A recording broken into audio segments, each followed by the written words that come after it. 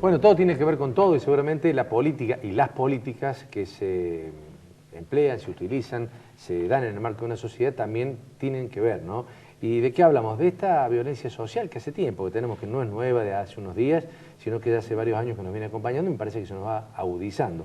Está hoy con nosotros la licenciada María Kogan, que, bueno, es administradora de empresas, ¿no?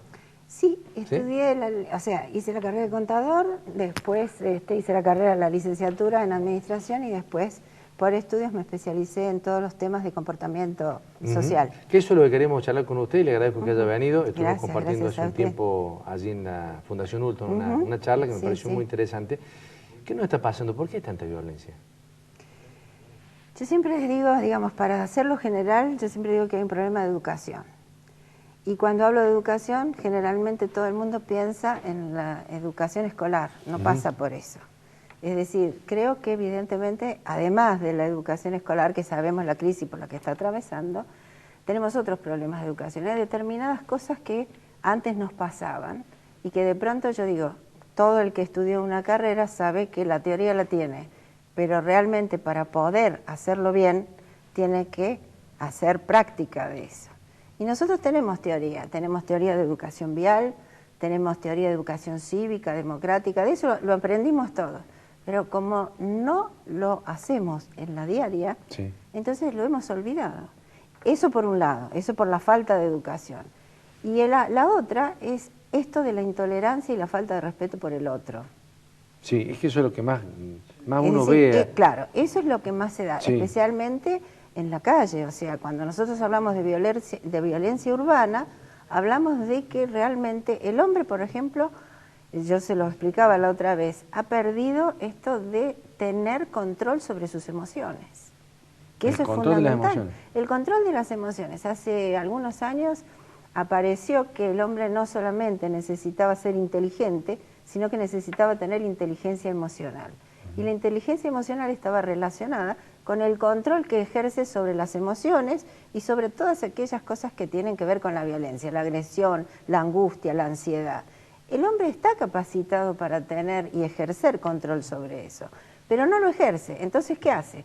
Frente a una situación que lo desestabiliza... Que puede ser mínima, ¿no? Puede ser mínima, pero lo desestabiliza. Y en lugar de controlarse, no, actúa impulsivamente, pero cuando después ve las consecuencias, ahí entonces dice, empieza a racionalizar sus actos. No es lo mismo razonar, que es lo que nos permite controlar, que racionalizar. Al racionalizar las consecuencias dice, bueno, ahora tengo que decir qué pasó. Y aparece en todos los casos y fue un acto de emoción violenta. Entonces, con la excusa de la emoción violenta, después nos encontramos con que evidentemente además tenemos problemas con la justicia, tenemos problemas con el Estado que no está presente, porque por ejemplo en todos los casos de violencia urbana hay determinadas cosas que se pueden hacer. Yo no digo que vayamos a tener en cada CPC, por ejemplo, que hagan terapia para control de la ira. En los países subdesarrollados se hace eso.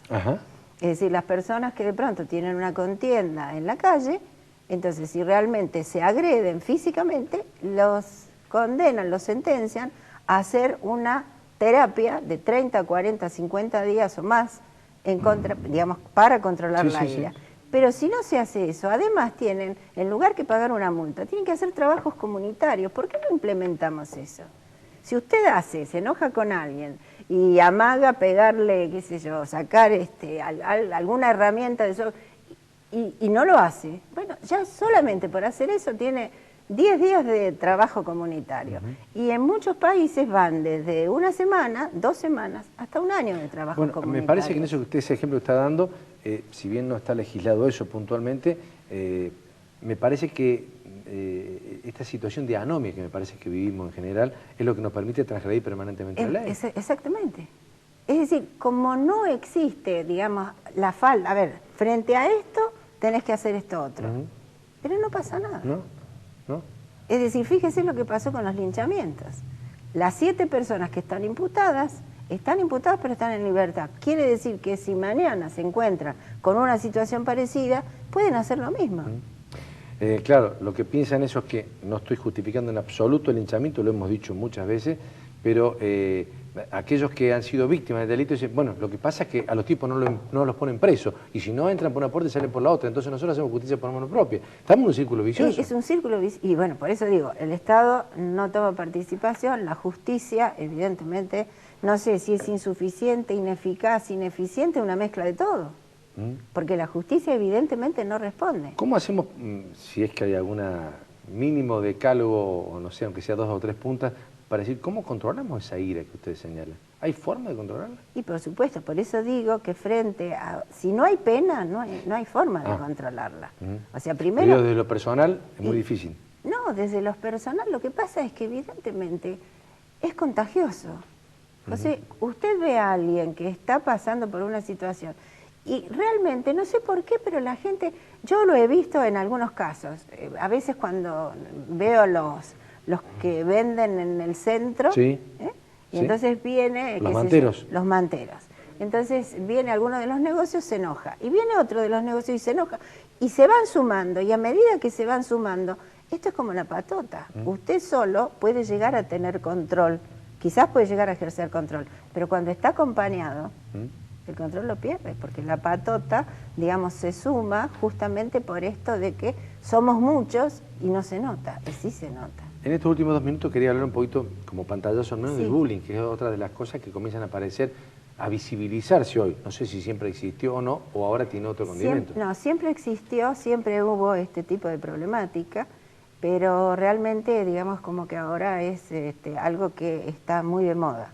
Nosotros todavía no tenemos tantos casos, pero hace más o menos 3 semanas vi un programa en televisión y realmente en Buenos Aires el problema es mucho más grave. Pero esto también tiene orígenes, es decir, en las parejas, en las familias hay mucha violencia. El niño convive con la violencia. El niño convive con la violencia y todo lo que le pasa a él dentro de su casa, él no lo puede canalizar en su casa. ¿Por qué? Porque evidentemente hay una figura muy fuerte, que es el papá, en algunos casos. Claro. Hay violencia, digamos, de femenina, masculina, pero en general es el papá. Y esta violencia él no la puede canalizar. A veces el chico comienza teniendo problemas con la mamá o con el hermanito menor, pero como lo retan por eso, o lo castigan, tiene que canalizar la violencia y las mismas actitudes que él recibe, la agresión, el abuso, la burla, es lo que lo lleva afuera. Y es lo que genera. Lo que genera.